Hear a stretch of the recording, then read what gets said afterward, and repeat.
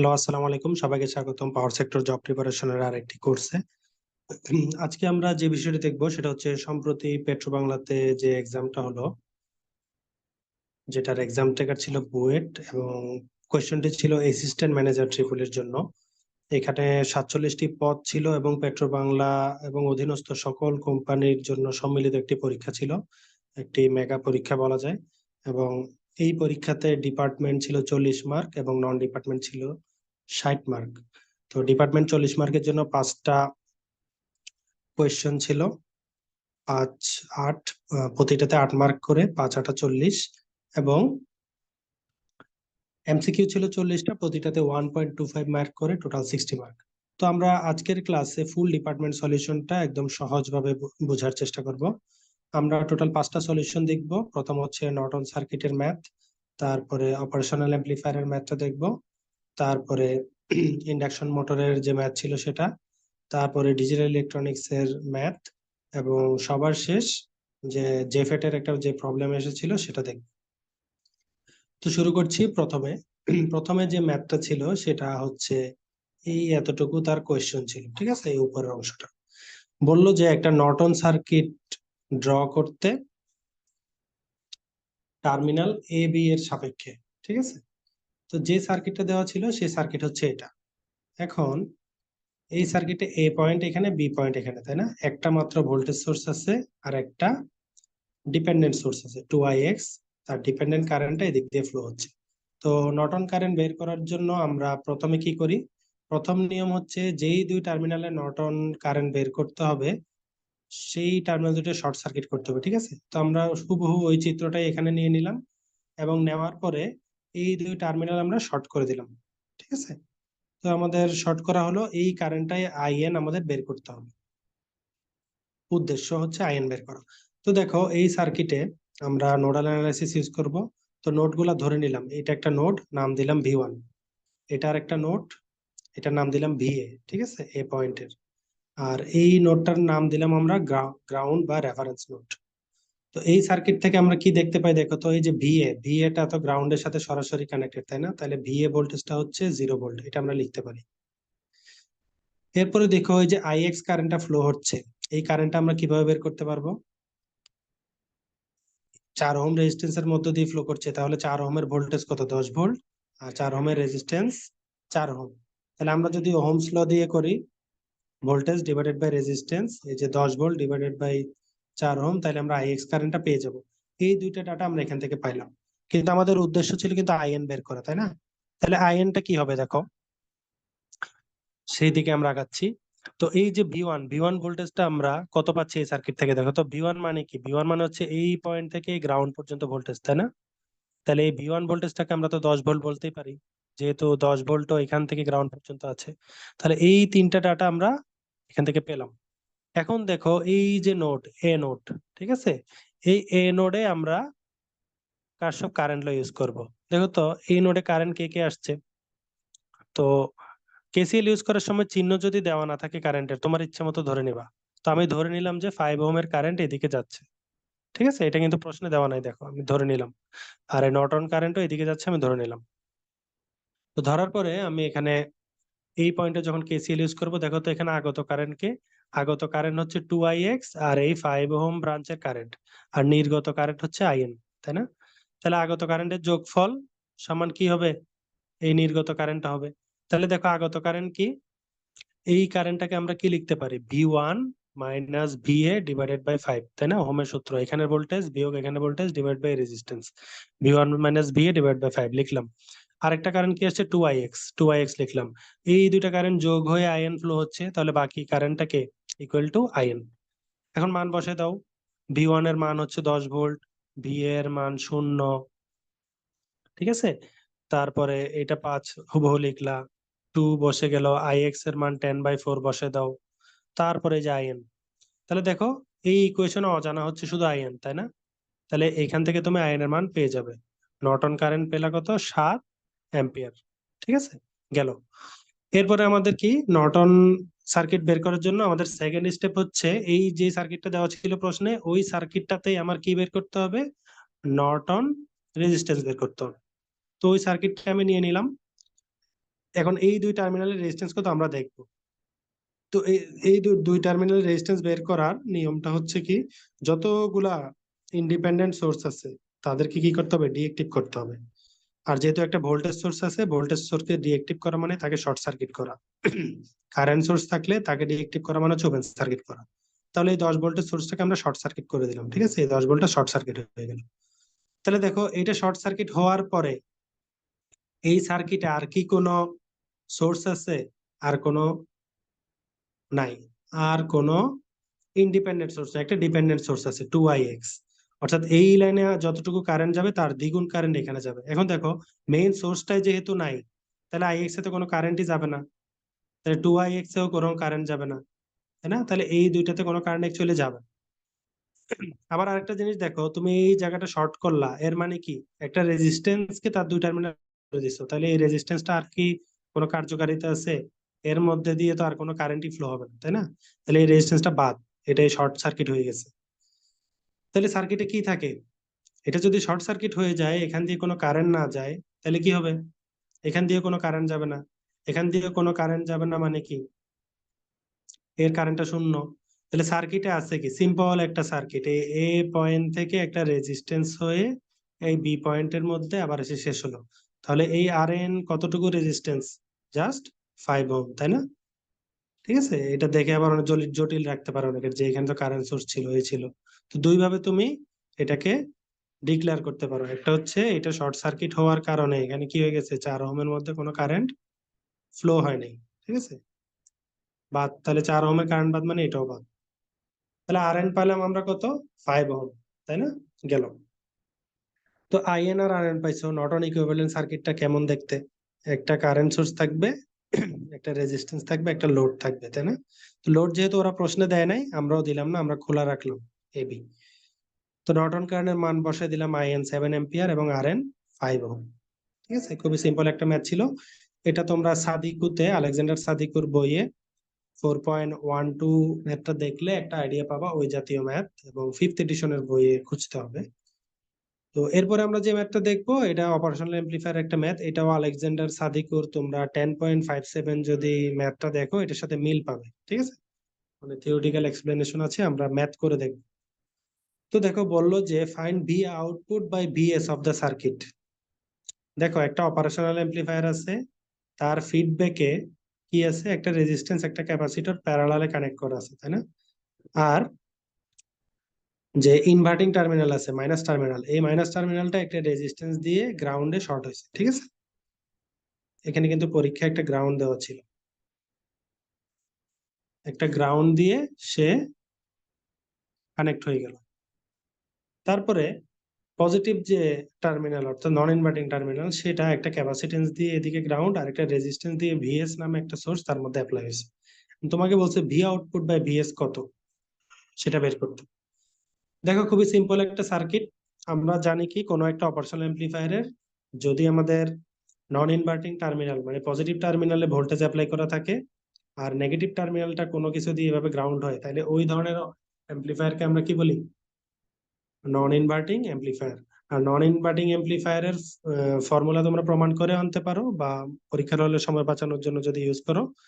Main formula হচ্ছে কি, নন inverting অ্যাম্প্লিফায়ারের formula হচ্ছে 1 + ZF/Z1। ঠিক আছে, আমার কথা কি শুনতে পাচ্ছ? হ্যালো মেহেদি।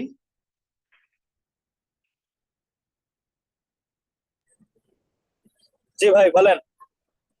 আচ্ছা, তো দেখো এই নন ইনভার্টিং অ্যাম্প্লিফায়ারে এখানে আউটপুট যে ভোল্টেজটা বের করবো আমরা, সেই ভোল্টেজ বের করার ফর্মুলা হচ্ছে 1 + এই ফিডব্যাকে যতটুকু ইম্পিডেন্স থাকবে সেটা ZF ডিভাইডেড বাই এই নন ইনভার্টিং অ্যাম্প্লিফায়ারে যে রেজিস্ট্যান্স থাকে Z1, ঠিক আছে, Z1 ইনটু ভিসি।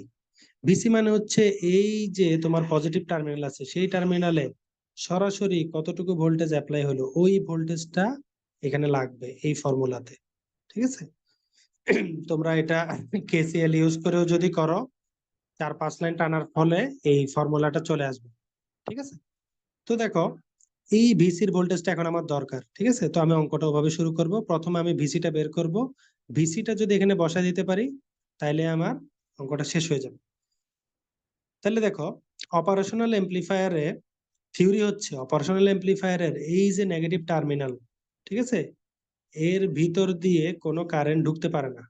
এই যে এখান থেকে এখানে কোনো কারেন্ট ঢুকবে না, এখান থেকে এখানে কোনো কারেন্ট ঢুকবে না, জিরো। ঠিক আছে, ইন্টারনালি কোনো কারেন্ট ঢুকতে পারে না, কারণ অপারেশনাল এমপ্লিফায়ারের ইনপুট ইম্পিডেন্স হচ্ছে অনেক হাই, এই জন্য কারেন্ট ভিতরে ফ্লো করতে পারে না। আচ্ছা, তাহলে কারেন্ট ঢুকতে পারতেছে না, তার মানে কি এই যে বিএস সোর্সটা আছে, এই সোর্সটার কারেন্ট এখান থেকে গিয়ে এখানের মধ্যে সীমাবদ্ধ থাকবে, অপ এম্পে ঢুকতে পারবে না। এটা হচ্ছে অপ এম্পের থিওরি, যে অপ এম্পের ভিতরে কোনো কারেন্ট ঢুকতে পারে না। আচ্ছা, পারলো না। এখন অপ এম্প কারেন্ট ঢুকতে পারে না, তাহলে অপ এম্প কাজ করে কিভাবে প্রশ্ন আসতে পারে, যদিও এই ম্যাথের সাথে সম্পর্কিত না, তাও বলে দিচ্ছি। অপ এম্প ভোল্টেজ ডিফারেন্সটা বুঝতে পারে, ঠিক আছে? এই যে প্লাস টার্মিনালে কতটুকু ভোল্টেজ, নেগেটিভ টার্মিনালে কতটুকু ভোল্টেজ, এই ভোল্টেজ ডিফারেন্সটা বুঝেই সে অপারেট করে, ঠিক আছে? তাইলে যদি এখানে কারেন্ট না ঢুকে তাহলে এটাকে একটা সিম্পল সিরিজ সার্কিট। তো সিরিজ সার্কিটে তোমার এই সি ওয়ান আর আর তে ভোল্টেজ ভিসি বাইর করবা কিভাবে? ভোল্টেজ ডিভাইডার অ্যাপ্লাই করবা, তাই না? তাহলে তুমি ভোল্টেজ ডিভাইডার অ্যাপ্লাই করো, গিভেন যে ডাটা আছে সেই ডাটায় বলা আছে এখানে সি ওয়ান হচ্ছে এত মাইক্রোফেরাড, সি টু এত মাইক্রোফেরাড, ওমেগা হচ্ছে এত রেডিয়ান পার সেকেন্ড। এই ওমেগা দেখে একটা জিনিস মাথায় ট্রিগার করতে হবে সাথে সাথে, এখানে ওমেগা কোত্থেকে আসলো? ওমেগা মানে হচ্ছে ভিএস হচ্ছে একটা এসি সোর্স, এসি দেখেই তো ফ্রিকোয়েন্সি আসছে, তাই না? এটাকে ডিসি ভাবার কোনো কারণ নাই। তোমরা অনেকে হয়তো এই ম্যাথ দেখে ভাবতে পারো এটা ডিসির ধরলাম, এই ক্যাপাসিটর গুলো ওপেন করে দিয়ে অঙ্ক করে ফেললাম, তাহলে কিন্তু শেষ। এখানে ওমেগা বলে দিছে মানে তোমার মাথায় চলে আসতে হবে এটা এসি সোর্স, ক্যাপাসিটরকে বাদ দিয়ে অঙ্ক করা যাবে না তখন, ঠিক আছে? অর্থাৎ অঙ্কে ডিসির কোনো ইঙ্গিতই নাই এখানে। আচ্ছা, তাইলে এই ওমেগা ব্যবহার করে আমি কি করলাম, আমার এই সি ওয়ান দেওয়া ছিল, সি টু দেওয়া ছিল, এগুলার X C one X C two বের করে নিলাম, ঠিক আছে? X C one X C two বের করার ফর্মুলা কি? ক্যাপাসিটিভ রিঅ্যাকটেন্স সমান 1/2 পাই এফ সি অথবা 1/ওমেগা সি ওয়ান। তাহলে বসাই দাও, 1/200 ইন্টু সি ওয়ান এর মান 0.795, 1/200 ইন্টু সি টু এর মান 0.398, ঠিক আছে? চলে আসলো এত কিলো ওহম এত কিলো ওহম, গেল। তাহলে বিসি কি হবে? ভোল্টেজ ডিভাইডার, ভোল্টেজ ডিভাইডারের ফর্মুলা কি? যে ভোল্টেজটা আছে টোটাল ব্রাঞ্চের উপরে সেই ভোল্টেজটা লাগবে ভিএস, ঠিক আছে? ভিএস ইন্টু কি হবে? ভিএস ইন্টু কি হবে? যেটার ভোল্টেজ ড্রপ বের করবা সেই ইম্পিডেন্সটা উপরে দিতে হবে। তো তুমি সি ওয়ান এর ড্রপ বের করতেছো, সি ওয়ান এর রিঅ্যাকটেন্স উপরে, তারপরে কি এই ভিএসটা যতটুকু জায়গার উপর অ্যাপ্লাই হয়েছে ওই পুরো ইম্পিডেন্সটা নিচে দিতে হবে। অনেকে এভাবে মনে রাখে আগত ভোল্টেজ ইন্টু যেটা ড্রপ বের করতেছো সেটার impedance divided by total branch impedance, ঠিক আছে? তাহলে এই ফর্মুলাটা আমরা এখানে অ্যাপ্লাই করলাম, voltage divider simple formula, just মান বসাই দাও, minus J of X C one minus J of 6.29 R one, R one কত? আর ওয়ান এর ভ্যালু ছিল 1 কিলো ওহম, ঠিক আছে? এখানে যদি 1 কিলো ওহম বসাই দাও, 1 কিলো ওহম দিলা, দেওয়ার পরে কি পাচ্ছ? এই ভিএস টা কিন্তু থেকে যাবে, কারণ ভিএস এর মান তো তুমি জানো না, এই যে ভিএস টা এখানে থেকে গেল। আচ্ছা, এখানে দেখো মাইনাস দিচ্ছি, কেন দিচ্ছি? ইম্পিডেন্সের ফর্মুলা কি? ইম্পিডেন্সের ফর্মুলা হচ্ছে R plus j of XL minus XC, যদি তোমার একটা সিরিজ সার্কিট থাকে। তাহলে দেখো, এই যে ব্রাঞ্চ, এটা যদি একটা সিরিজ ব্রাঞ্চ হইতো, এই ব্রাঞ্চে রেজিস্ট্যান্স থাকলে সেই রেজিস্ট্যান্স মানটা এখানে বসতো, তাহলে রেজিস্ট্যান্স নাই, জিরো, প্লাস জে অফ, এখানে কোনো ইম্পিডেন্স নাই, ইয়া নাই, ইন্ডাকটেন্স নাই, তাহলে এই যে এক্সেল, এক্সেলটাও জিরো, আছে কি? শুধু ক্যাপাসিটর আছে এক্সি, তাইলে কি থাকে? যে এত বাইরে রইলো এখানে থাকে এক্সি। তাহলে পুরোটা হিসাব করলে কি দেখা যায়? মাইনাস জে অফ এক্সি হয় না ক্যাপাসিটর থাকলে? এই জন্য এখানে কি হয়েছে, এখানে ডাইরেক্ট এক্সি লিখতে পারি নাই, মাইনাস জে অফ এক্সি লিখতে হয়েছে, ঠিক আছে? আবার যখন সিরিজ করছো same, R plus j of XL minus XC, XL নাই, এক্সেলটা শূন্য হয়েছে, ইন্ডাকটেন্স নাই, শূন্য হয়েছে, কিন্তু সি থাকার কারণে মাইনাসটা চলে আসছে। তো পরীক্ষার হলে তাড়াহুড়া করে দেখবে মাইনাসটা দাও নাই, উপরেরটা, নিচেরটা মনে রাখছো, এটা দাও নাই, তাহলে কিন্তু অঙ্ক ভুল হয়ে যাবে, এই অ্যাঙ্গেলের মানটা পাল্টা যেতে পারে। তাহলে দেখো জাস্ট ভ্যালু গুলো বসাই দিলা, এক্সি এর মান 1 কিলো ওহম রেজিস্ট্যান্স, ভিএস থেকে গেল, ক্যালকুলেটরে যা আসে এটা ক্যালকুলেট করে ক্রস চেক করে নিবা, 0.988 অ্যাঙ্গেল অফ মাইনাস 9.03, ভিএস গেল। তাইলে ভিসি আমাদের বাইর করা শেষ, তাই না? তাহলে নন ইনভার্টিং অ্যাম্প্লিফায়ারের যে ফর্মুলা, সেই ফর্মুলাতে আমি কিন্তু সবকিছুই জানি, শুধু ভিসিটা জানতাম না। এই ভিসিটাই এখন আমি পেয়ে গেলাম, ঠিক আছে? তাহলে এই ভিসি যদি আমি এখন বসাই, তাহলে এই দেখো ভিসির মানটা এখানে বসাই দিছি, তাই না? 0.988 অ্যাঙ্গেল অফ -9.03 ভিএস গেল। এরপরে ভি আউটপুট, এই ভি আউটপুট বের করার জন্য তোমার 1 প্লাস ZF বাই Z1 লাগবে। ZF কি? Feedback impedance. ফিডব্যাক ইম্পিডেন্স কোনটা? ফিডব্যাক হচ্ছে এই যে ভি আউটপুট থেকে, এই ভি আউটপুটের তোমার যে ব্রাঞ্চ আছে, ঠিক আছে, এই যে ভি আউটপুট থেকে শুরু করে এই এই যে এখানে এতটুকুর মধ্যে কতটুকু ইম্পিডেন্স আছে, সেটাই ফিডব্যাক ইম্পিডেন্স। তাহলে দেখো এই জিনিসটাকে যদি তুমি সোজা করে দেখো, এই পয়েন্টটা মানে তো এই পয়েন্টটাই, তাই না? এই পয়েন্ট থেকে এই পয়েন্টে যে ইম্পিডেন্সটা আছে, এটা কি প্যারালালি আছে না? R2 আর C1 প্যারালালি কানেক্ট আছে না, তাই না? এই জন্য কি করছি, ZF, ZF এর মধ্যে কি লিখছি, R2 parallel C1 C2, R2 parallel C2। তো R2 হচ্ছে 1 কিলো ওহম, C2 কত, ঠিক আছে, XC2। XC2 তো বের করছি, সরাসরি তো ইম্পিডেন্স আর C2 দিতে পারবো না। তাহলে XC2 কত, 12.56, এই জে অফ 12.56। কিন্তু এখানে একটা মাইনাস দিলাম কেন, যেহেতু এটা ক্যাপাসিটর, ঠিক আছে? ইন্ডাক্টর হলে কিন্তু এই মাইনাসটা দিতাম না। তাহলে গেল যে ফিডব্যাক ইম্পিডেন্স কত, ZF, ZF টা হচ্ছে কি 1 প্যারালাল মাইনাস জে অফ 12.56 গেল। আর এই যে Z1, এই Z1 টা তুমি যদি প্রমাণ টমান করে আনো নন ইনভার্টিং অ্যাম্প্লিফায়ারের, অথবা সাদিকুর 10.57 টাও দেখবো, দেখো নন ইনভার্টিং অ্যাম্প্লিফায়ারের ক্ষেত্রে এই যে Z1 বোঝায়, এই Z1 টা হচ্ছে যে এই যে তোমার মাইনাস টার্মিনাল, এই মাইনাস টার্মিনালের সাথে কতটুকু ইম্পিডেন্স কানেক্ট হয়ে গ্রাউন্ড হয়েছে, ওই ইম্পিডেন্সটা হচ্ছে Z1। তাহলে এখানে Z1 কি, শুধুমাত্র R3, তাই না? তাহলে R3 কত, R3 হচ্ছে 1 কিলো ওহম, ঠিক আছে? 1 কিলো ওহম বসাই দিলা, এই ডাটাটাও আছে। এখন দেখো এতটুকু থেকে এতটুকু টার্ম গুণ করলে যা আসে তোমরা করে দেখবা কত আসে, এই ভ্যালুটা আসলো। আর ভিএস টাকে এদিকে পাঠাই দিলাম, তাহলে তুমি কি পেয়ে গেলা, ভি আউটপুট বাই ভিএস তুমি পেয়ে গেলা। তো এখানে একটা জিনিস মনে রাখবা, তুমি পরীক্ষার হলে 1.97 আসছে, আনসার লেখার সময় ভাবলা যে ওরা তো গেইন চাইছে, গেইন বের করার সময় তো অ্যাঙ্গেল লাগে না, তুমি আনসার লিখে দিলে 1.97, তাহলে কিন্তু ভুল হয়ে যাবে। কারণ কি, ওরা কিন্তু বলে না এখানে গেইন বের করো, ওরা বলছে ভি আউটপুট বাই ভিএস কত বের করো। তো এসির ক্ষেত্রে অ্যাঙ্গেল খুব একটা ইম্পর্টেন্ট বিষয়, ঠিক আছে?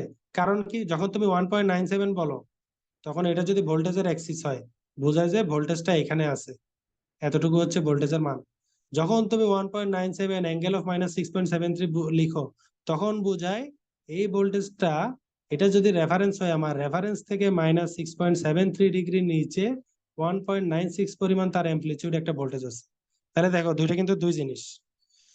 তো তোমাকে যদি কখনো সরাসরি গেইন শব্দটা উল্লেখ না থাকে, তাহলে তুমি উত্তর লেখার সময় 1.97 লিখতে পারবা না। এসির ক্ষেত্রে অ্যাঙ্গেলটাও দেখাইতে হবে, ঠিক আছে? তাহলে অ্যাঙ্গেল দেখার বিষয়টা ক্লিয়ার করলাম। এবং আরেকটা জিনিস হচ্ছে, যেহেতু রেশিওর কোনো কি নাই, দুটো একই জাতের জিনিস, একটা আরেকটাকে ভাগ দিলে কোনো ইউনিট আসে না, ইউনিট ইউনিট কাটাকাটি চলে গেছে। তাহলে আনসার হচ্ছে 1.97 ইন্টু অ্যাঙ্গেল অফ -6.73, ঠিক আছে? আর এটার আনসার হচ্ছে এই চিত্রটা, আগেরটা যেটা করলাম তার আনসার কিন্তু এই চিত্রটা, চিত্রটাই হচ্ছে আনসার। এতটুকু বের করে রেখে দিলে কিন্তু তোমাকে নম্বর নাও দিতে পারে বা কাটতে পারে, যেহেতু সার্কিটই চাইছে। এই জন্য পরীক্ষার হলে প্রশ্নটা মনোযোগ দিয়ে পড়তে হবে। তো গেল 3 নম্বর কোশ্চেন দেখি। 3 নম্বর কোশ্চেনটা হচ্ছে, একটা 3 ফেজ 6 পোল ইন্ডাকশন মোটর আছে, একটা 60 হার্জ সোর্সের সাথে লাগাইছে, এটাকে rotating at speed of 1140 RPM. সোর্সের সাথে লাগানোর পরে এটা 1140 আরপিএম এ ঘুরতেছে, ঠিক আছে? বলছে যে রোটরের ফ্রিকোয়েন্সি কত এই লোডে।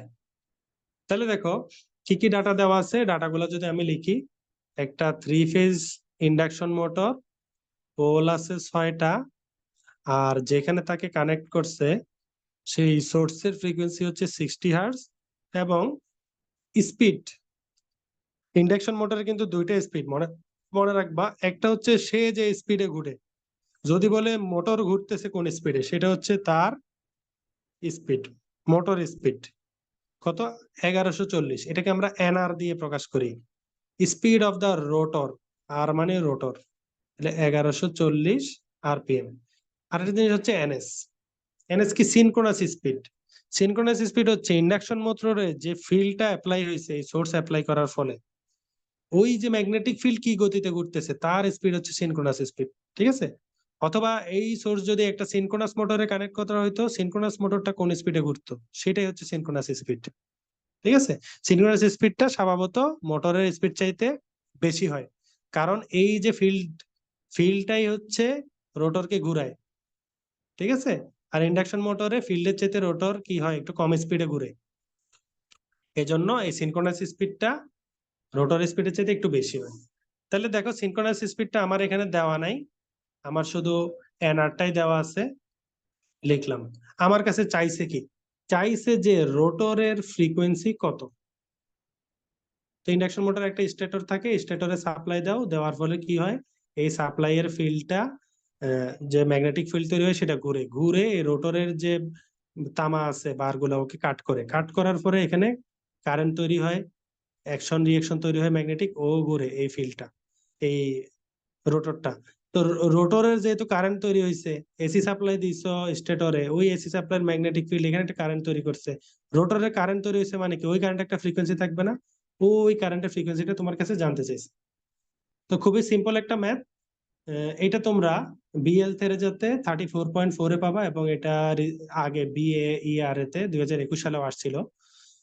তো ইন্ডাকশন মোটরের যে রোটরের ফ্রিকোয়েন্সি, সেই রোটরের ফ্রিকোয়েন্সিটা হচ্ছে এসএফ। এসএফটা কি? এস হচ্ছে যে ইন্ডাকশন মোটরের স্লিপ, আর এফ হচ্ছে যে যেই যে ফ্রিকোয়েন্সিটা তাকে কানেক্ট করছে সেটা। তো ইন্ডাকশন মোটরের স্লিপ কিভাবে বের করে? স্লিপ বের করে NS minus NR by NS. এখন দেখো এনএস কিন্তু প্রশ্নে দেওয়া নেই, কিন্তু এনএস বের করার একটা নিয়ম আছে, ফর্মুলা আছে। সেটা কি? এনএস সমান হচ্ছে, এটা সিনক্রোনাস মোটর হোক বা ইন্ডাকশন মোটর হোক বা অল্টারনেটর হোক, এটা ইউনিভার্সাল ফর্মুলা। সিনক্রোনাস স্পিড হচ্ছে 120 এফ বাই পি। যে কোনো এসি মেশিনে তুমি এই ফর্মুলাটা ইউজ করতে পারবা। ঠিক আছে? রোটেটিং মেশিনে তাহলে ফ্রিকোয়েন্সি কত? 60, পোল কত? 6টা। তো এখান থেকে হিসাব করে তোমার সিনক্রোনাস স্পিড যা আসে তা, এটা ক্যালকুলেট করে দেখো, মেবি 1200 আসে। ঠিক আছে? তাহলে সিনক্রোনাস স্পিড আমার কত আসলো? 1200 আরপিএম গেল। তাইলে তোমার কি 1200 আরপিএম জানছো, এটা যদি এখানে বসায় দাও স্লিপ পেয়ে যাবে না? ঠিক আছে? তাহলে তোমার স্লিপ কত আসে? স্লিপ চলে আসে 1200 মাইনাস 1140 ডিভাইডেড বাই 1200। স্লিপ যত আসে 0.05 আসে তোমার স্লিপ। এখন দেখো তোমার এই রোটর ফ্রিকোয়েন্সির স্লিপ পেয়ে গেছো, ফ্রিকোয়েন্সি তো অঙ্কেই দেওয়া আছে। তাহলে তুমি এই যে এফআর, রোটরের ফ্রিকোয়েন্সি কত সেটা এখন পেয়ে যাচ্ছ। এফআরটা কত? এসএফ, এস 0.05, এফ কত? 60 হার্টস। তো এখান থেকে করলে তোমার রোটর ফ্রিকোয়েন্সি যা আসে তা দেখবা, ক্যালকুলেট করলে কত আসে? 3 হার্টস আসে। তাহলে এটাই হচ্ছে তোমার অ্যান্সার। ঠিক আছে? তাহলে গেল। এরপরে কি আসছিল? এরপরে যে ম্যাথটা আসছিল, এটা প্রশ্নটা অনেক বড় কিন্তু উত্তরটা এত বড় না, এটাও ইজি একটা ম্যাথ। এখানে বলা ছিল যে একটা 4 ইনপুটের ডিজিটাল সিস্টেম আছে, যেই ডিজিটাল সিস্টেমটা যে ইনপুট, ঠিক আছে, সেই ইনপুটের নাম হয়েছে এ। এখন এ কত? এ 3 থেকে 0 পর্যন্ত, তার মানে 3, 2, 1, 0, 4টা ইনপুট। ঠিক আছে? সেটাকে কোড করা হয়েছে এইভাবে যে 0001 যখন আসবে সেটা জানুয়ারি বোঝাবে, 0010 যখন আসবে তখন ফেব্রুয়ারি বোঝাবে, এরপরে যখন 0011 আসবে তখন মার্চ বোঝাবে। এইভাবে করে ডিসেম্বর পর্যন্ত একে কোড করা হয়েছে। ঠিক আছে? এখন দেখো আউটপুট ওয়াই, আর সিস্টেমটার আউটপুট হয়েছে y, output is y, except for month, কি বলছে, 1 to 12। যে মাসগুলো আছে জানুয়ারি থেকে ডিসেম্বর, 12টা মাস না, এই 1 থেকে 12 মাস পর্যন্ত যতগুলা এই যে কোড আছে সেইগুলা ছাড়া বাকি যা আছে, এক্সেপ্ট মানে বাকি, বাকিগুলো হচ্ছে ডোন্ট কেয়ার কন্ডিশন। এই ডিজিটাল সিস্টেমটা ওগুলাকে ডোন্ট কেয়ার হিসেবে কাউন্ট করে।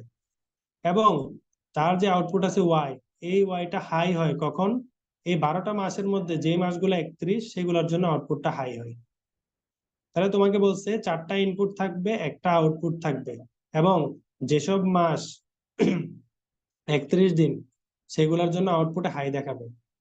এরকম একটা সিস্টেমের জন্য তুমি ডিজিটাল সিস্টেমের ইকুয়েশন দাঁড় করো, এবং ইকুয়েশন পাইলে এরপরে সার্কিট ডায়াগ্রাম আঁকো এন্ড অর আর নট এর মিনিমাম ইউজ করে। ঠিক আছে? তো দেখো এই জিনিসটা আমরা কিভাবে করতে পারি। তো এই জিনিসটা করার জন্য আমরা যদি প্রথমে এভাবে লিখি, আমাদের ইনপুট হচ্ছে কি? ইনপুট হচ্ছে A3, A2, A1, A0, তাই না? এখানে একটা কন্ডিশন আছে 0000, তাই না? যেটা হচ্ছে যে 1, প্রথম কন্ডিশন। ঠিক আছে? বা 0 নাম্বার যে সিরিয়ালটা আছে সেটা। এরপরে কত? 0001, তাই না? এভাবে করে আমরা যদি 4টা ইনপুটের জন্য পসিবল স্টেট গুলা লিখি, কি কি ধরনের স্টেট হইতে পারে?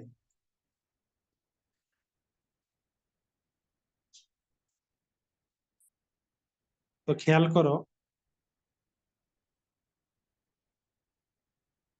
এরপরেরটা কয়টা হবে? এরপরটা 8টা জিরো হবে, অর্থাৎ ওই যে এই পুরো সিস্টেমটাকে আমরা ইয়াতে কনভার্ট করতেছি আর কি, মানে কত ধরনের পসিবল স্টেট এখানে সম্ভব।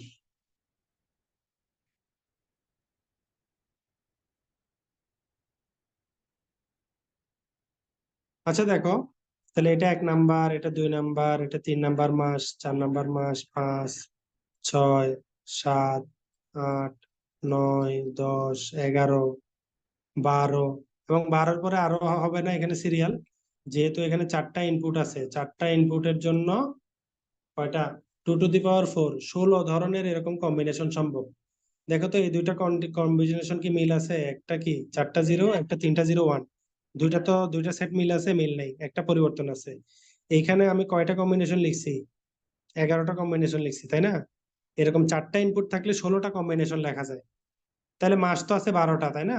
তাহলে 1 থেকে 12 পর্যন্ত যে মাসগুলো আছে সেই মাসগুলা কি করবে? এই সিস্টেম কাউন্ট করবে। বাকি যা আছে যে 0 নাম্বার কন্ডিশন, এটাও ডোন্ট কেয়ার, এবং 12 থেকে 12-র পরে যে ইয়া থাকে 13 থেকে 15 পর্যন্ত, টোটাল 16টা, ওগুলাও ডোন্ট কেয়ার। কেন? এই যে এখানে বলা আছে ডোন্ট কেয়ার। গেল। এরপরে কি বলছে? এই যে প্রথম জানুয়ারি, ফেব্রুয়ারি, মার্চ, এপ্রিল, মে, জুন যে মাসগুলো আছে সবগুলা তো আর কিসের মাস না? 31 দিনের মাস না। কোনগুলা 31 দিনের মাস? চিন্তা করো তো, বেশিরভাগ মাসই 31 দিনের মাস। যেমন জানুয়ারি 31 দিনের মাস, ফেব্রুয়ারি কি 31 দিনের? ফেব্রুয়ারি তো কখনো থাকে 28 দিন, কখনো 29 দিন, তাই না? তাহলে ফেব্রুয়ারি কি 31 দিনের না? এই যে ফেব্রুয়ারির জন্য আমার আউটপুটে কি দেখানো লাগবে না? ফেব্রুয়ারির জন্য আমার আউটপুটে 1 দেখানো লাগবে না, 0 দেখাইলেও হবে। কিন্তু যখন জানুয়ারি আসবে, 1 নাম্বার মাসটা আসবে, তখন আউটপুটে 1 দেখাইতে হবে না, কারণ কন্ডিশনটাই হচ্ছে কি 31 দিনের মাস হলে 1 দেখাবো। তাইলে আমি কি করব? এই যে মাসগুলা আছে যেগুলো 30 দিনের না, ওগুলাকে মার্ক করি। তো অনেকে এভাবে মনে রাখে, ফেব্রুয়ারি এজুসেন, ফেব্রুয়ারি এজুসেন মানে হচ্ছে এপ্রিল, জুন, সেপ্টেম্বর, নভেম্বর, এই 4 মাস হচ্ছে 30 দিনের। আর ফেব্রুয়ারি তো আর ইয়া না, ফেব্রুয়ারিও 31 দিনের না। তাহলে ফেব্রুয়ারি নিলাম আর এজুসেন মার্ক করি, জানুয়ারি, ফেব্রুয়ারি, মার্চ, এপ্রিল। এই যে এপ্রিল হইলেও আমার কি আউটপুট হাই করার দরকার নেই। এরপরে জুন, সেপ্টেম্বর, নভেম্বর।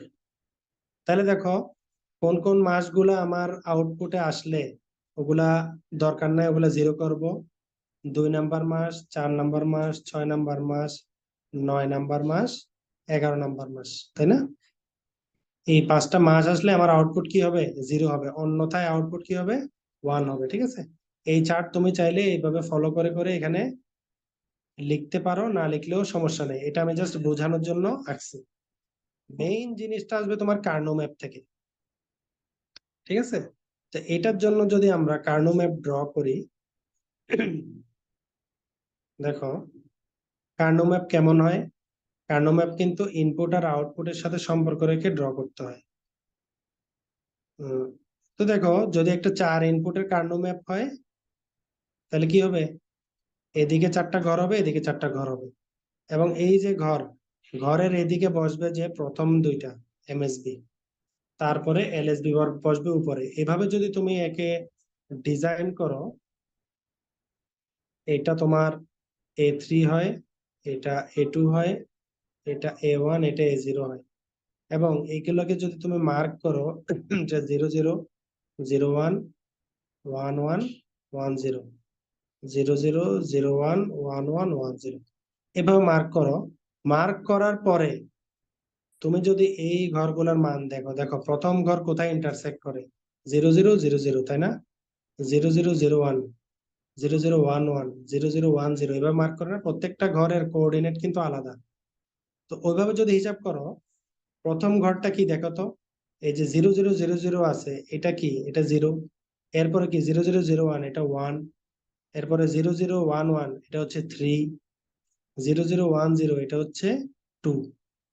এভাবে যদি তুমি হিসাব করো, তাহলে কি হয়, 0, 1, 2, 3। এরপরেরটা আসবে 4, 5, 6, 7। তারপরটা আবার নিচে চলে আসবে, কারণ 10 যেহেতু নিচে লিখছো। 8, 9, 10, 11, 12, 13, 14, 15। এইভাবে তুমি ঘরটাকে কি করতে পারো, সিলেক্ট করতে পারো। সিলেক্ট করার পরে তোমার কি করতে হবে, সিলেক্ট করার পরে যেই ঘরগুলাতে আমার কি আছে, 1 আছে, ওগুলাকে হাই করতে হবে।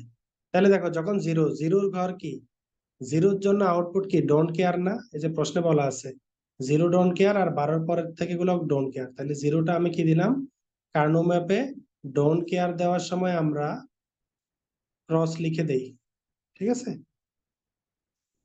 তাইলে এই ঘরটা আমার হচ্ছে ক্রস। এরপরে জানুয়ারি 1 নাম্বার, জানুয়ারি তো 31 দিনের, তাই না? এটা দিব 1।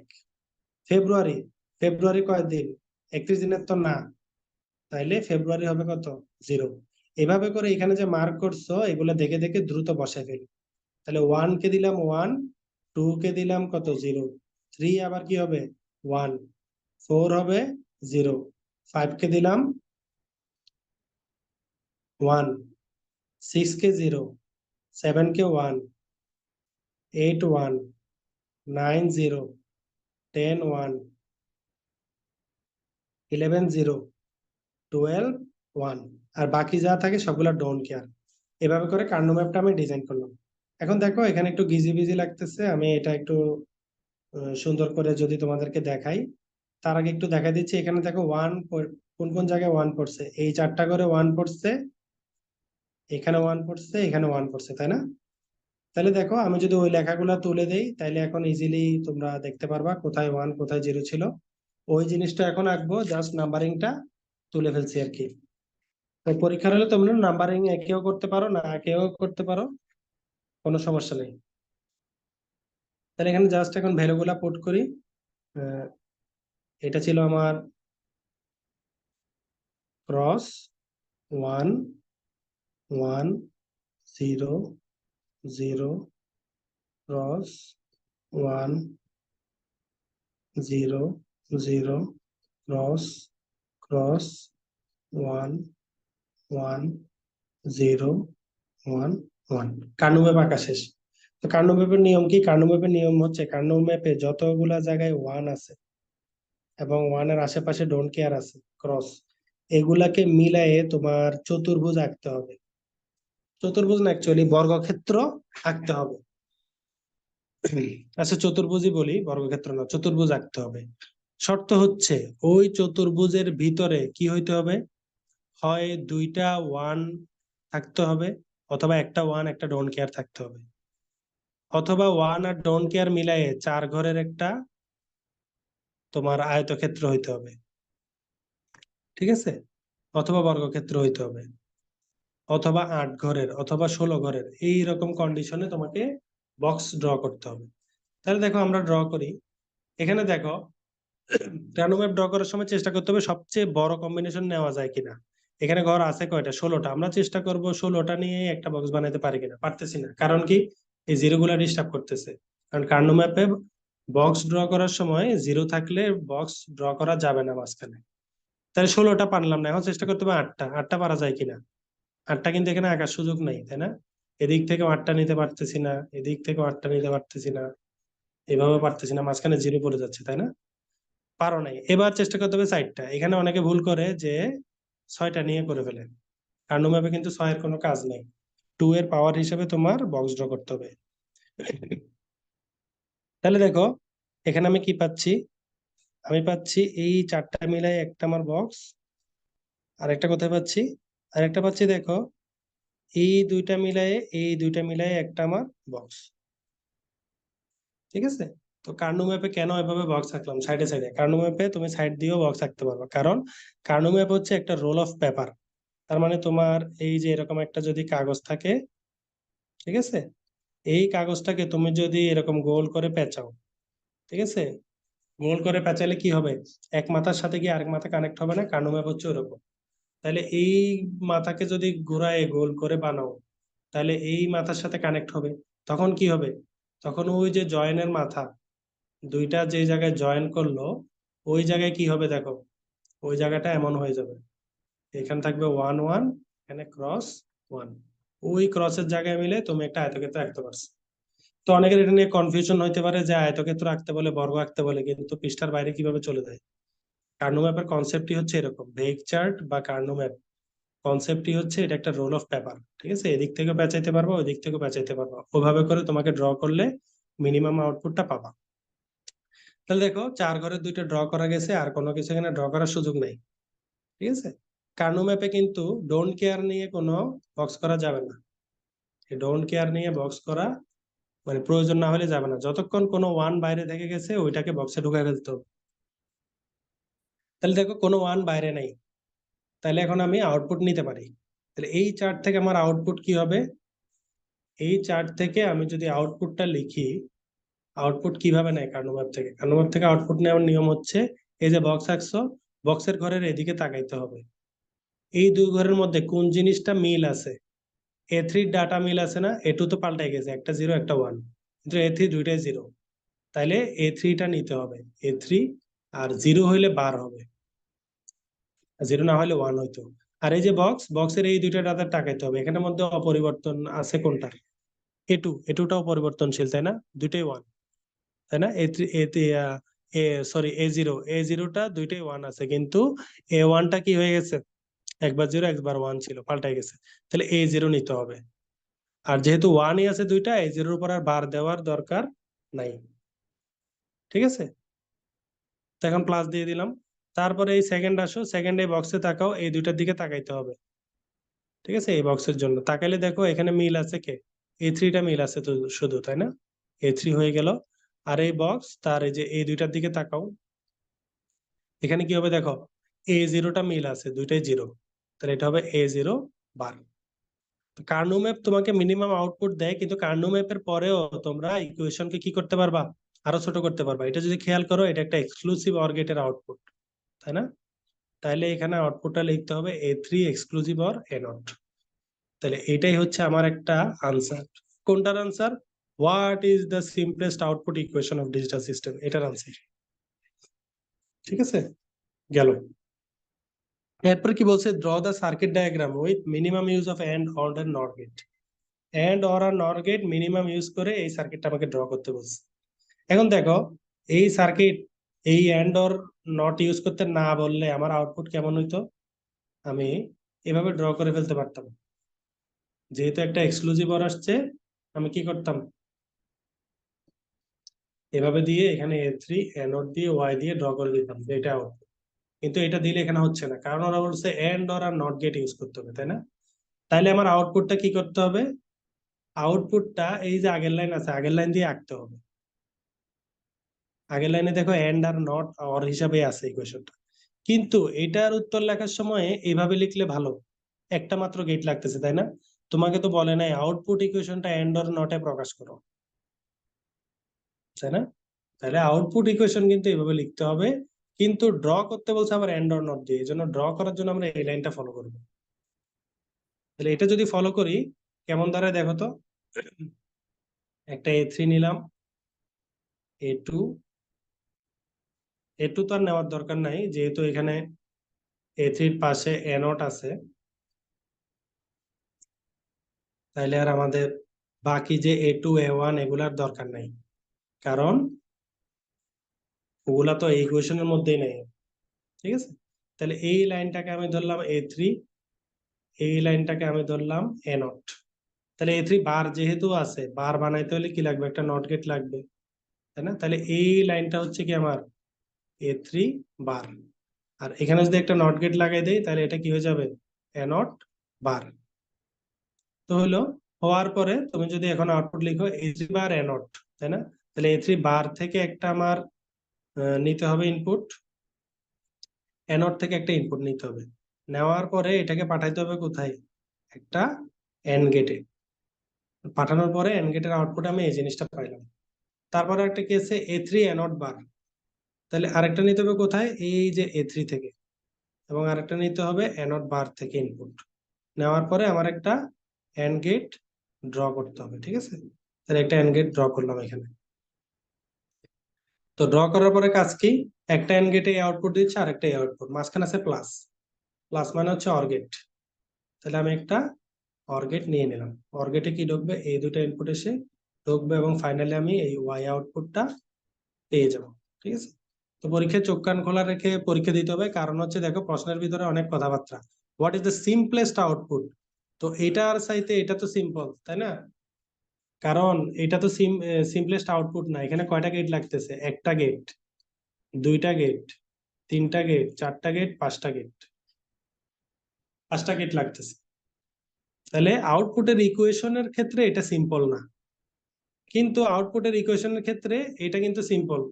কারণ কি, একটা মাত্র গেট লাগছে, এজন্য আউটপুটের ইকুয়েশনের উত্তর হবে এটা। কিন্তু ড্র করার সময় তোমাকে বলে নাই সিম্পলেস্ট ইকুয়েশন দিয়ে ড্র করো, তোমাকে বলে দিছে এন্ড অর নট ইউজ করেই আঁকতে হবে।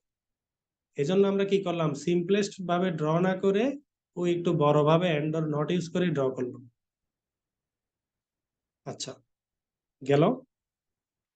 এরপরে যে কোয়েশ্চেনটা ছিল এটা হচ্ছে একটা ডিজাইনের ম্যাথ। আমরা আমাদের প্রিভিয়াস ক্লাসগুলোতে বলছি আমাদের যে power sector job preparation course চলছে অ্যাসিস্ট্যান্ট ইঞ্জিনিয়ার এবং সাব অ্যাসিস্ট্যান্ট ইঞ্জিনিয়ারের জন্য, ট্রিপলি স্টুডেন্ট অথবা ডিপ্লোমা ইলেকট্রিক্যাল ইলেকট্রনিক্স স্টুডেন্ট যদি তোমরা হও, এটার আমাদের দুইটা মডিউলই অ্যাভেলেবল আছে।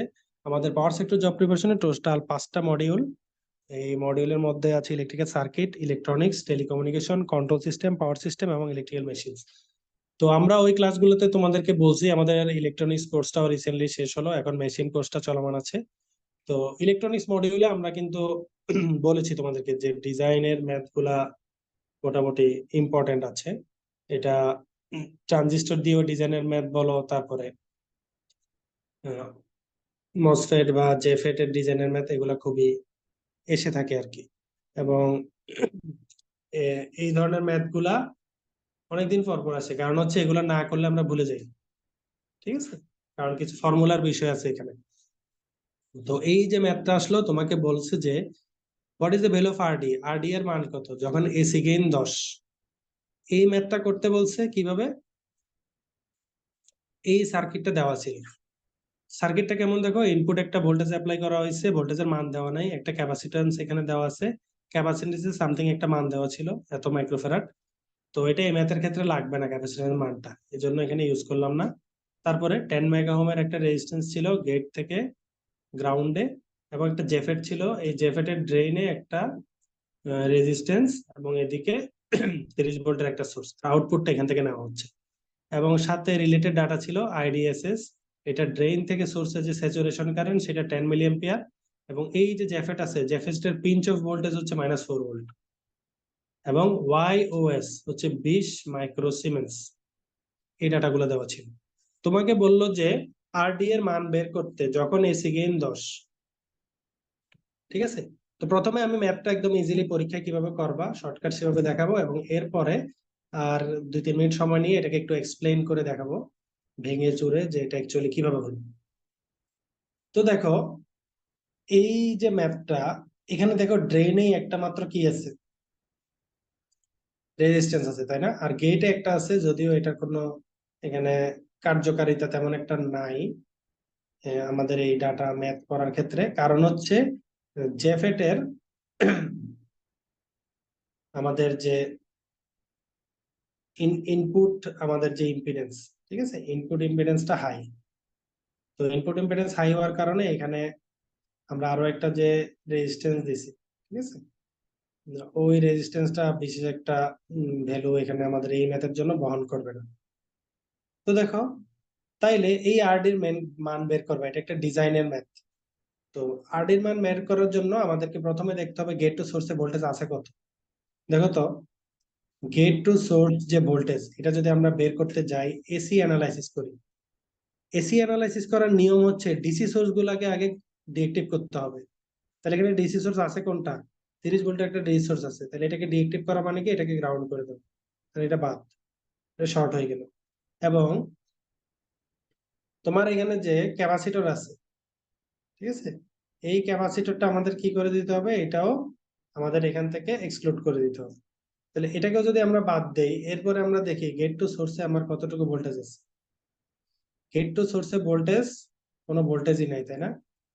এই ক্যাপাসিটরে যদি তোমার না থাকে তাহলে তো গেটে কোনো ভোল্টেজ অ্যাপ্লাই হচ্ছে না, সোর্সটা গ্রাউন্ড করাই, তাহলে ভিজিএস হচ্ছে 0 ভোল্ট। আর জেফেট এর ক্ষেত্রে যদি ভিজিএস 0 ভোল্ট হয়, ঠিক আছে, তাহলে জিএম ট্রান্স কন্ডাক্টেন্স যে প্যারামিটার থাকে সেটা জিএম নট এর সমান হয়, জিএম সমান জিএম নট। এবং জিএম এর ফর্মুলা হচ্ছে 2 IDSS বাই ভিপি। তাহলে এই যে গিভেন ডাটা, এই গিভেন ডাটা থেকে তুমি কি পাচ্ছ, একটা ডাটা পাচ্ছ, এটা হচ্ছে 2 IDSS বাই ভিপি দিয়ে তুমি জিএমটা পাচ্ছ। এবং আরেকটা হচ্ছে এই ওয়াইওএস দিয়ে তুমি এই মসফেটের আউটপুট ইম্পিডেন্স, আউটপুটের যে রেজিস্ট্যান্স সেটা পাচ্ছ। তো আরডি হচ্ছে 1/ওয়াইওএস। এটা করে তুমি পাইলা 50 কিলো ওহম। আর জিএম নটের ফর্মুলা হচ্ছে 2 IDSS বাই ভিপি, এটা করে পাইলা 5 মিলি সিমেন্স। তাহলে দুইটা ডাটা তোমার হাতে চলে আসলো।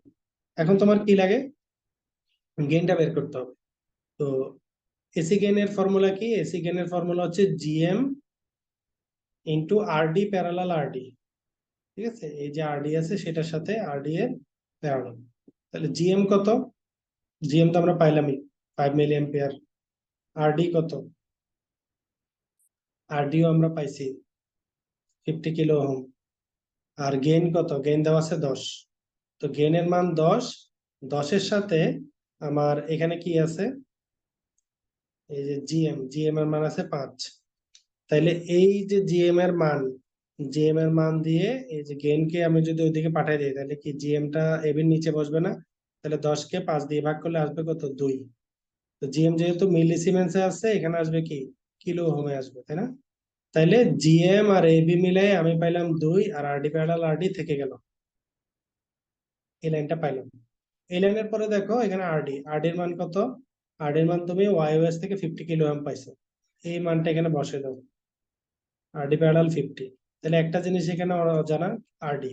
তো আরডি এর মানটা এখান থেকে চলে আসবে, ঠিক আছে। তো এটা হচ্ছে শর্টকাটে করার নিয়ম, এটা তোমরা বয়েল স্টেডের 8.13 ম্যাথটাতে দেখলে এই ধরনের আইডিয়া পাবা। এখন আমরা একটু এটাকে ভেঙে চুরে দেখবো যে এটাকে আসলে আহ, যদি আমরা এক্সপ্লেইন করি তাহলে কিভাবে এটাকে সহজে করা যায়, ঠিক আছে। তো এর জন্য আমাদের এর ইকুইভ্যালেন্ট সার্কিটটা আঁকতে হবে।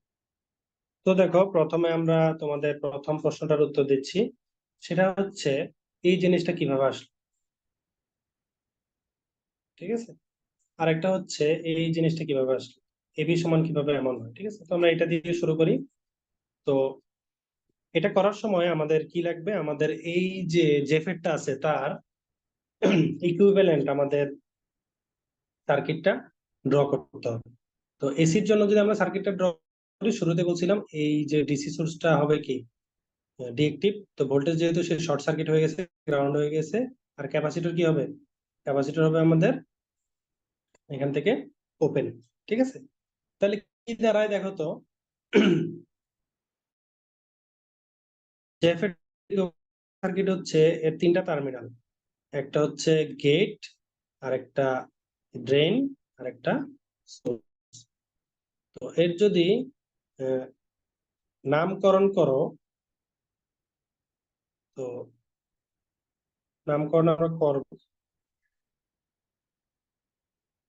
তাহলে এই টার্মিনাল নাম হচ্ছে গেট, এই টার্মিনাল নাম হচ্ছে ড্রেন, এই টার্মিনাল নাম হচ্ছে সোর্স।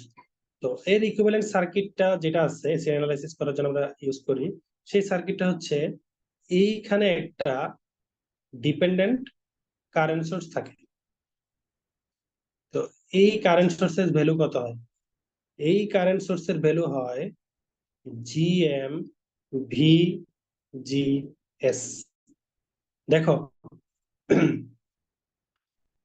সার্কিটে যখন আমরা সবকিছু এই ছোট হাতের অক্ষরে লিখি, এই যে জিএম ছোট হাতে দিতেছি, তার মানে এগুলো হচ্ছে এসি অ্যানালাইসিস করতেছে।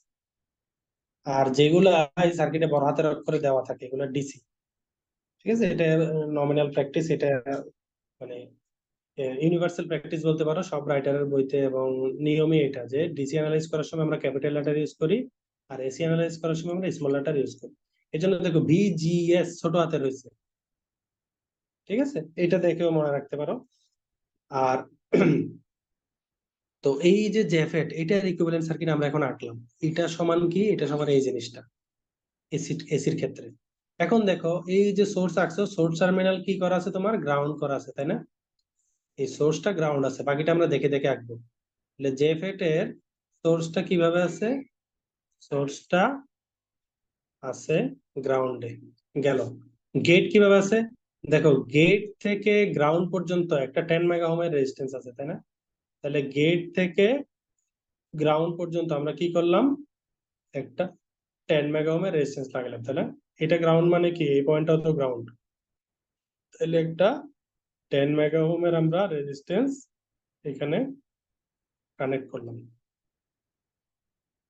ওহম। তো ভিজিএস মানে কি, চিন্তা করো তো, গেট থেকে সোর্সের ভোল্টেজ, তাই না? তাহলে এই ম্যাথের ক্ষেত্রে আমার ভিজিএস কত হবে, আমার যে ভিজিএস শব্দটা আমি বলতেছি, এই ভিজিএস হবে এই যে এই পয়েন্ট থেকে শুরু করে এই পয়েন্ট পর্যন্ত কতটুকু ভোল্টেজ আছে সেটা। ঠিক আছে, গেল। এরপর দেখো ড্রেনে কি আছে, ড্রেইনে একটা রেজিস্ট্যান্স কানেক্ট করা আছে। তো এটা কানেক্ট করার আগে আমি একটা জিনিস মিস করে গেছি, সেটা হচ্ছে মসফেটের ইকুইভ্যালেন্ট সার্কিটে এইখানে একটা রেজিস্ট্যান্স থাকে, সেটা কিন্তু এই আরডি না। ঠিক আছে, সেই রেজিস্ট্যান্সটা হচ্ছে এই যে ওয়াইওএস যদি দেওয়া থাকে তখন এই রেজিস্ট্যান্সটা আমরা ইউজ করি, অন্যথায় এটাকে আমরা অসীম ধরে নেই, অর্থাৎ ওপেন রাখি। ঠিক আছে, অর্থাৎ এই ম্যাথে যদি তোমার ওয়াইওএস টা দেওয়া না থাকতো তাহলে কি করতাম, তাহলে এই রেজিস্ট্যান্সটা এখানে আঁকা লাগতো না। ঠিক আছে, আরডির মান কোনোভাবে বের করা না গেলে এটা আমরা না আঁকলেও হতো। তো প্র্যাকটিক্যাল প্র্যাকটিস হচ্ছে আরডিটা আঁকা। একটা যদি আইডিয়াল তোমার জেফেট হয় তাহলে এখানে কি হবে না, আরডিটা ইনফিনিটি হবে, অসীম হবে। তো মান আছে মানে অসীম না। ঠিক আছে, 50 কিলো ওহম রেজিস্ট্যান্স অনেক হাই একটা রেজিস্ট্যান্স, গেল। এরপরে কি দেখো, ড্রেন থেকে গ্রাউন্ড পর্যন্ত আরডি নামে একটা রেজিস্ট্যান্স আছে, তাই না? তাহলে ড্রেন থেকে গ্রাউন্ড পর্যন্ত একটা রেজিস্ট্যান্স আছে, সেটা কত, এই আরডি। ঠিক আছে, গেল। তাইলে এখন দেখো আমাদের মোটামুটি সার্কিটটা ড্র করা শেষ। এখান থেকে আমরা কি পাবো, খেয়াল করো তো, এখান থেকে আমরা এই জিনিসটা সম্বন্ধে আইডিয়া পাবো।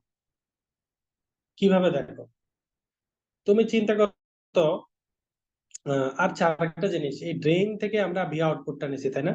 ভি আউটপুট মানে কি, ড্রেন থেকে এই গ্রাউন্ড পর্যন্ত যে ভোল্টেজ, সেটাই হচ্ছে কি ভি আউটপুট। এখন তুমি যদি ভি আউটপুট বাইর করতে চাও, তোমাকে কি লিখতে হবে, ভি সমান আই আর না? এই দুইটা রেজিস্ট্যান্স এই যে প্যারালাল হয়ে একটা ব্রাঞ্চে আছে না, এর মধ্যে কারেন্ট ঢুকতে কত, জিএম ভিজিএস, তাই না? এখান দিয়ে বাইর হয়ে গেছে।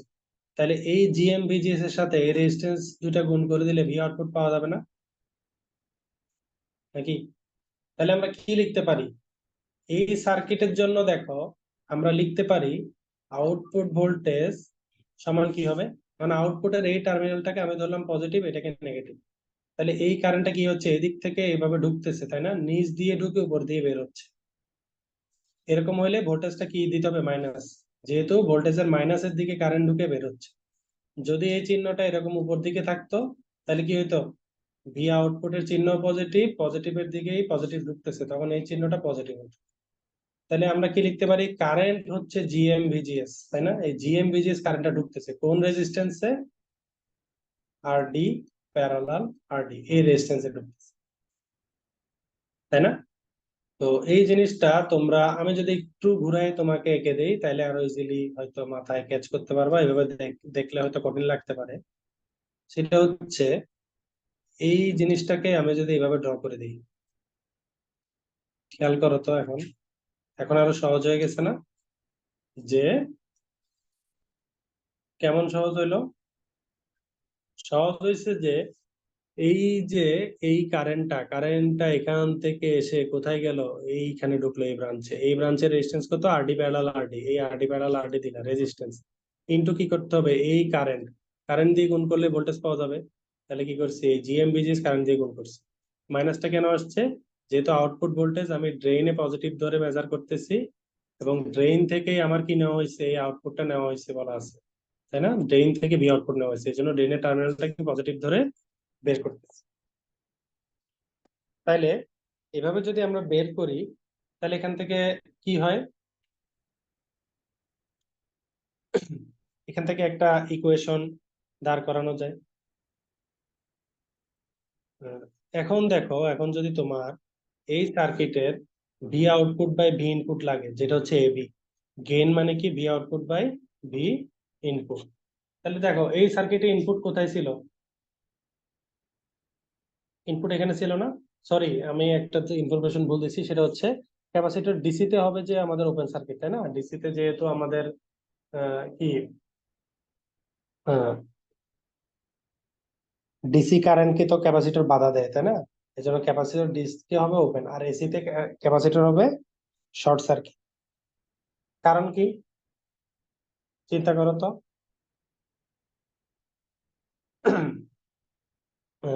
আচ্ছা, এটা নিয়ে আমি তোমাদেরকে একটা ভিডিও দিব, এখানে অনেকগুলা বিষয় কাজ করে। একটা সার্কিট যখন ট্রানজিয়েন্ট কন্ডিশনে থাকে, যখন স্টেডি স্টেট কন্ডিশনে থাকে, যখন আপ ট্রানজিয়েন্ট কন্ডিশন থাকে, তখন কিন্তু এই ক্যাপাসিটর ইন্ডাক্টর নিয়ে অনেক ঝামেলা আছে। ক্যাপাসিটর এসিতে, ঠিক আছে, এসিতে কখনো ওপেন সার্কিট থাকে, এসিতে আবার কখনো শর্ট সার্কিট থাকে। ইন্ডাক্টর এসিতে কখনো শর্ট সার্কিট থাকে, এসিতে কখনো ওপেন সার্কিট থাকে। আর ডিসির ক্ষেত্রে কেমন, ডিসির ক্ষেত্রে আবার দেখবা, ডিসিতে ট্রানজিয়েন্টে, ঠিক আছে, যখন মাত্র সুইচ দিছো তখন ক্যাপাসিটর আবার শর্ট সার্কিট থাকে, যখন সার্কিট স্টেডি স্টেটে চলে যায় তখন ক্যাপাসিটর ওপেন সার্কিট হয়ে যায়, ঠিক আছে। আবার ডিসিতে যখন একটা ইন্ডাক্টর থাকে, তো আমরা তো বলি ডিসিতে ইন্ডাক্টর শর্ট, তো আমরা স্টেডি স্টেট চিন্তা করি যে সার্কিট স্থিতি স্থির অবস্থায় চলে গেছে, স্টেবল হয়ে গেছে, তো ওই স্টেবল অবস্থায় ইন্ডাক্টরকে আমরা বলি শর্ট সার্কিট। কিন্তু মাত্র সুইচ দিচ্ছ, ট্রানজিয়েন্ট কন্ডিশন, তখন আবার ইন্ডাক্টর কি হয়ে যাবে, ডিসিতে ইন্ডাক্টর ওপেন ধরে কাজ করতে হবে, ঠিক আছে, ওগুলো ট্রানজিয়েন্ট অ্যানালাইসিস এর মধ্যে পড়ে। তো এসির ক্ষেত্রে ইন জেনারেল হচ্ছে ক্যাপাসিটর আমাদের, আমরা এখানে শর্ট সার্কিট ধরে ক্যালকুলেশন করি, ঠিক আছে। তো প্রথমে আমি যেটা বলছিলাম ওইটা জাস্ট আমার মাথা থেকে একটু আউট হয়ে গেছিল, তো এই জিনিসটা ক্লিয়ার করে নাও, ক্যাপাসিটর এটা হবে যে এখানে শর্ট সার্কিট করে আমাদের ড্র করতে হবে। তাহলে এই ক্যাপাসিটর যদি আমার শর্ট সার্কিট হয়, তাহলে ইনপুট আমার ভোল্টেজটা কত হচ্ছে, এই ইনপুট ভোল্টেজ যেটা এখানে অ্যাপ্লাই হবে সেটাই তো এই গেটে চলে আসছে, তাই না, ক্যাপাসিটর যেহেতু শর্ট সার্কিট, এসি অ্যানালাইসিসে ক্যাপাসিটর শর্ট সার্কিট, তাহলে এই ইনপুট ভোল্টেজটা এখানে আছে, তাই না। তাহলে এখান থেকে কি বলা যায়, দেখো তো, এই যে ভিজিএস, ভিজিএস মানে কি, ভি ইনপুট, তাই না, তাহলে ভি ইনপুট মানে আমি কি লিখতে পারি, ভিজিএস, গেট টু সোর্সে কোন ভোল্টেজ অ্যাপ্লাই হয়েছে, ভি ইনপুট ভোল্টেজটাই অ্যাপ্লাই হয়েছে। এখন দেখো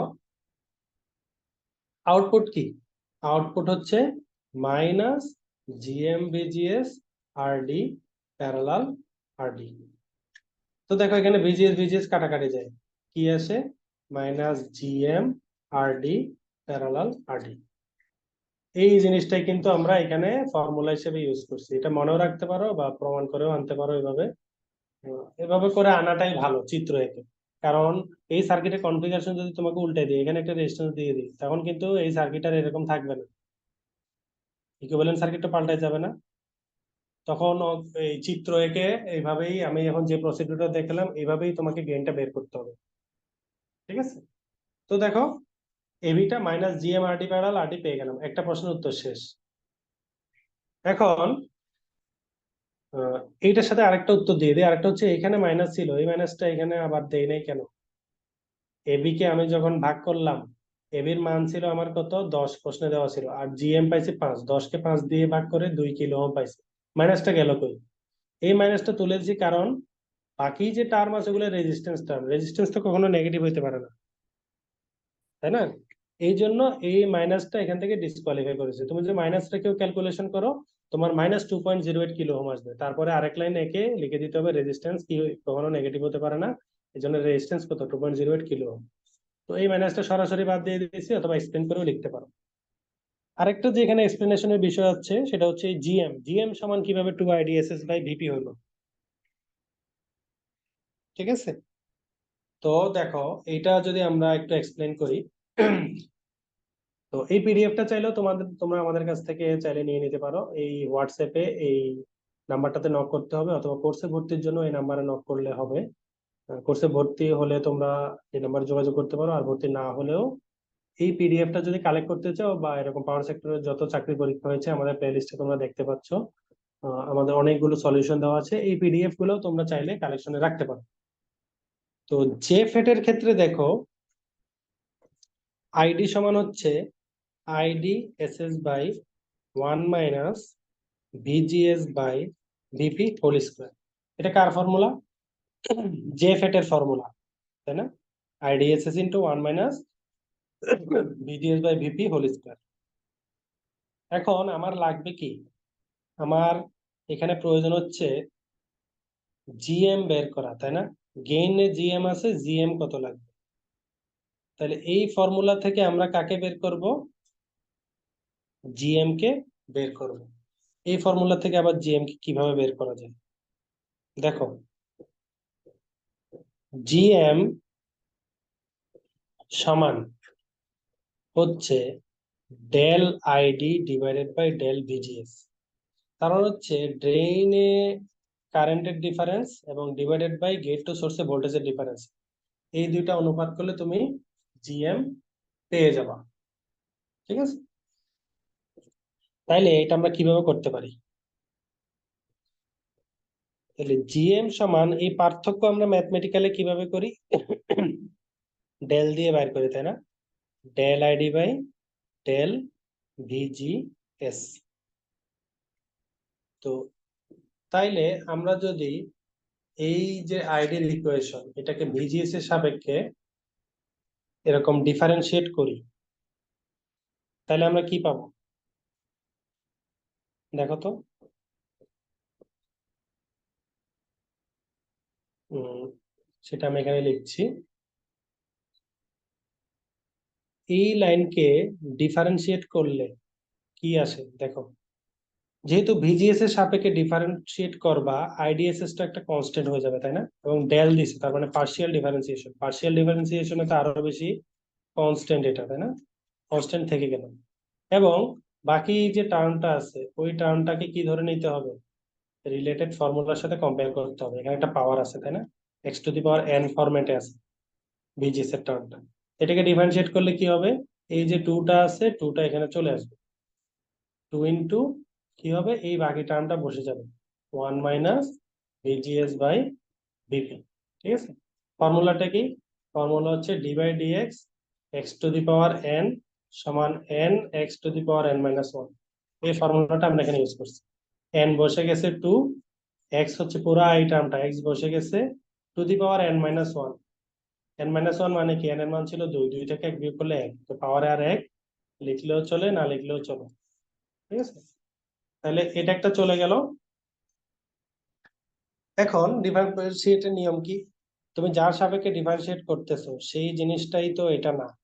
এটা ডিফারেন্সিয়েট করার জন্য তোমাকে ধরে নিতে হয়েছে এই জিনিসটাকে ভিজিএস, এটা তো 1 - VGS/VP।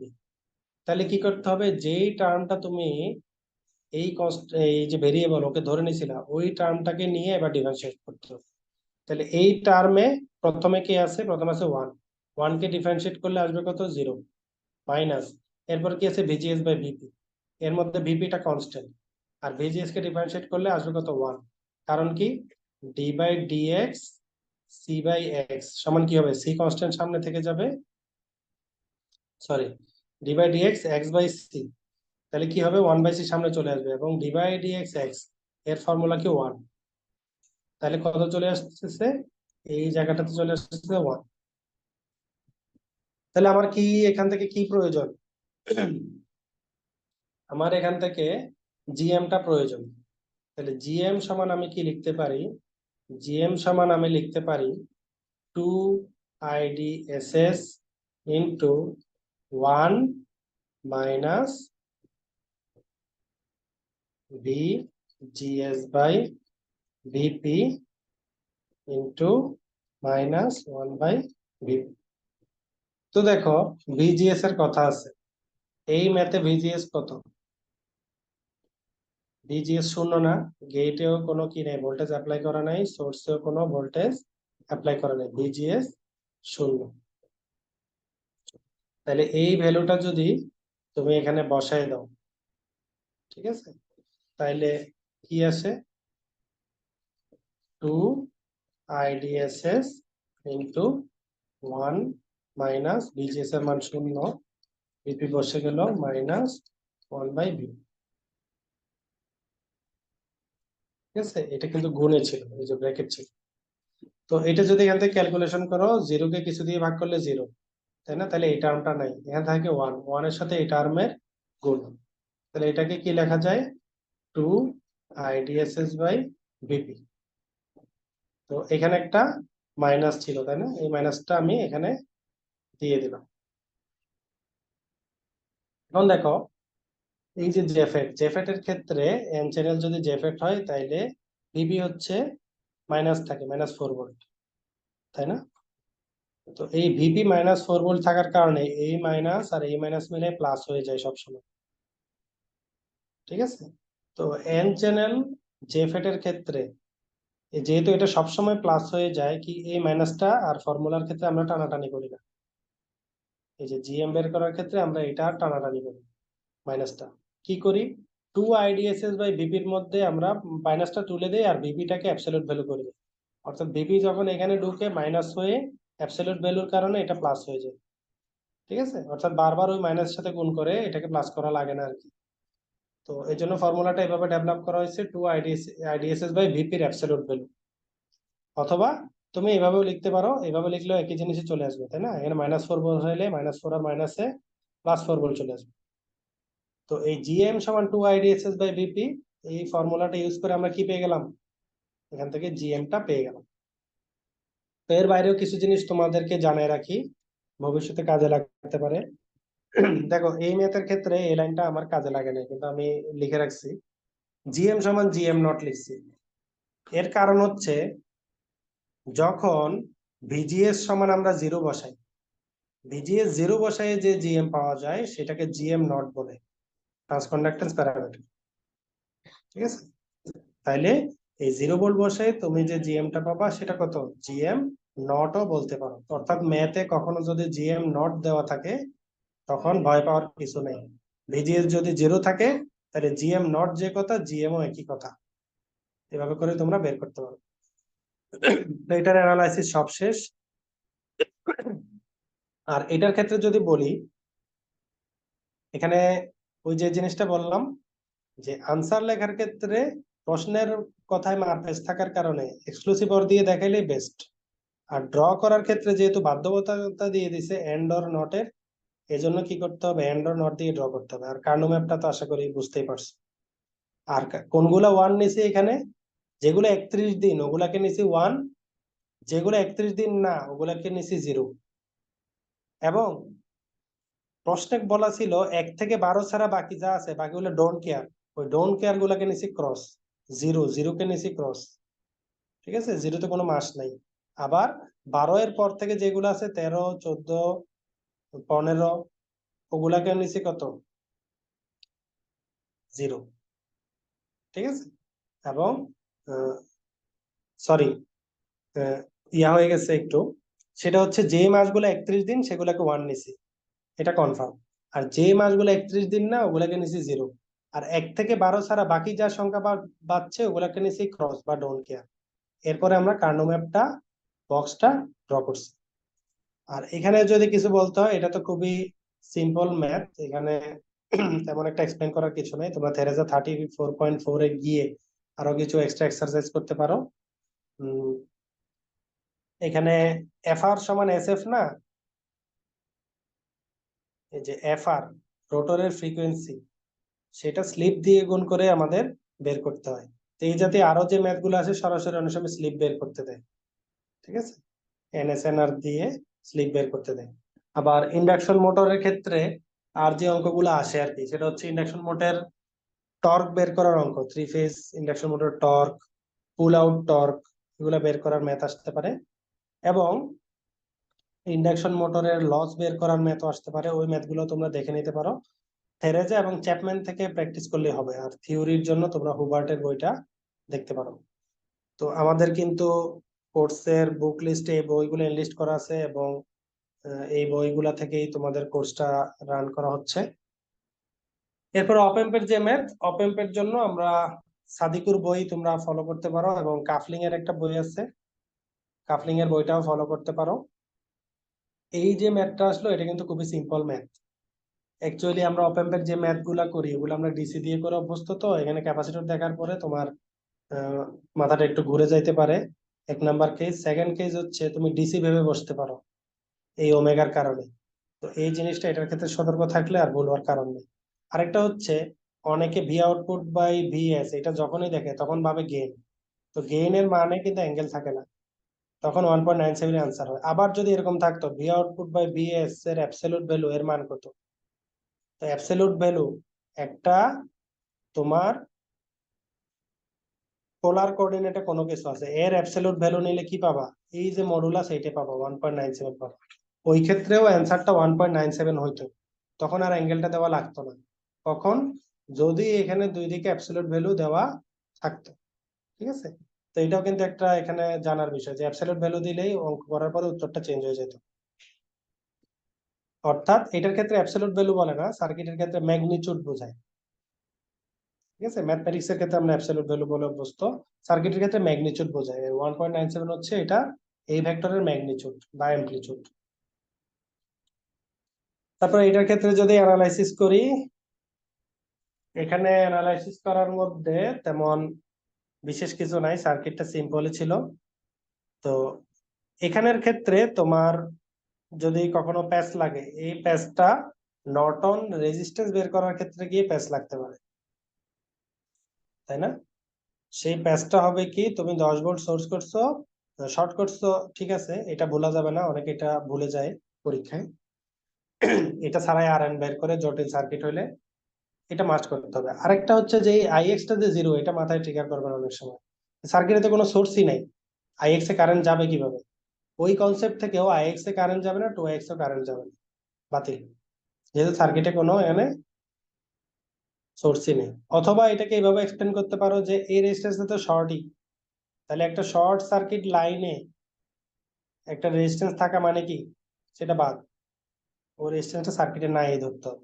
তাহলে এই রেজিস্ট্যান্স সার্কিটে নাই মানে কি, এর মধ্যে কোনো কারেন্ট যায় না, তাহলে এখানে এর যদি 2 গুণ কারেন্ট দিছে, এখানে যদি 100 গুণ কারেন্টও যাইতো এই লাইনে, তাও কোনো ইম্প্যাক্টই ছিল না, জিরোর 100 গুণ করলে জিরোই হবে, অর্থাৎ এই জিনিসটাও বাদ। তাহলে সার্কিটে আছে একটা রেজিস্ট্যান্স। তো এগুলা নিয়ে তোমরা বেশ কিছু প্রশ্ন পাঠাইছো আমাকে, আমি সলভ করার চেষ্টা করছি।